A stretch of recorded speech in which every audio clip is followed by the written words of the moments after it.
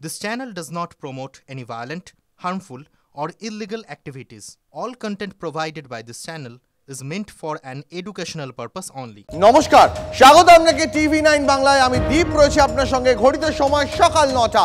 তার মানে টিভি9 বাংলায় সময় এখন ফার্স্ট ব্রেক এট 9 এর। আর শুরুতেই নজর রাখবো এই মুহূর্তে একটি বড় খবরের দিকে।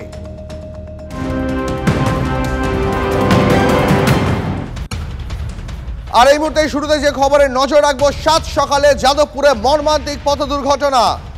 শুরুতেই এই খবরে নজর রাখবো বেপরোয়া সরকারি বাসের ধাক্কা স্কুটিতে। আরো বিস্তারিত জানবো আমার সহকর্মী সোমা সরাসরি রয়েছেন যাদবপুর থেকে। সোমা, 7 সকালে কিভাবে এই দুর্ঘটনা ঘটলো, এখনো পর্যন্ত কি তথ্য উঠে আসছে? দেখো, সরকারি বাস, বেপরোয়াভাবে সরকারি বাস, সেই বাসের ধাক্কায় মৃত্যু হলো এক মহিলার। আমি তোমাকে দেখাই, দেখো সামনেই, অর্থাৎ যাদবপুর এডবি স্ট্যান্ড, সেটা সামনেই রয়েছে। সেই এডবি স্ট্যান্ড থেকে কিন্তু S31 নামে একটি বাস, এই বাসটি বেপরোয়া গতিতে আসে। সেই সময় বাইকে করে যাচ্ছিলেন একজন মহিলা, তার বাচ্চাকে নিয়ে স্কুলে যাচ্ছিলেন, 2.5 বছরের বাচ্চা, তাকে নিয়ে তিনি স্কুলে যাচ্ছিলেন এবং তার স্বামী সেই সময় বাইকটি চালাচ্ছিলেন।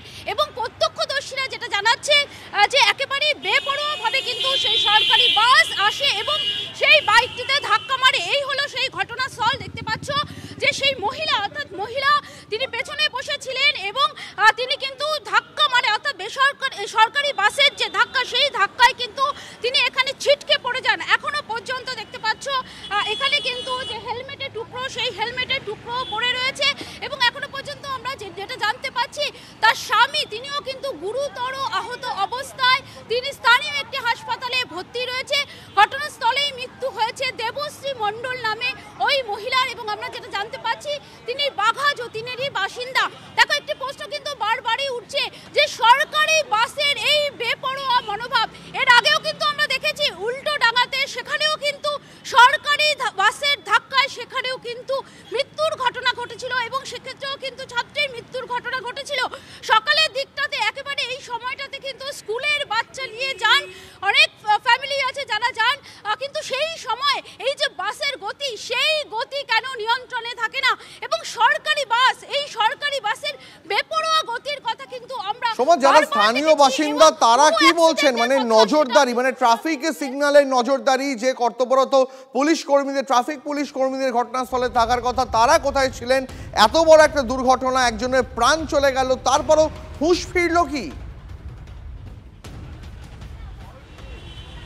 না, একেবারেই তাই, প্রাণ চলে গেল, তারপরেও কিন্তু হুঁশ ফেরার যে কথা, সেই হুঁশ কিন্তু ফিরতে দেখা যায়নি। উল্টোডাঙার ঘটনাকে সামনে রেখে যদি আমরা দেখি, আমরা কিন্তু দেখেছিলাম সেখানে কিন্তু বড় ঘটনা ঘটেছিল, বড় ঝামেলা হয়েছিল, ট্রাফিক ব্যবস্থা নিয়ে মুখ খুলেছিলেন স্থানীয় বাসিন্দারা।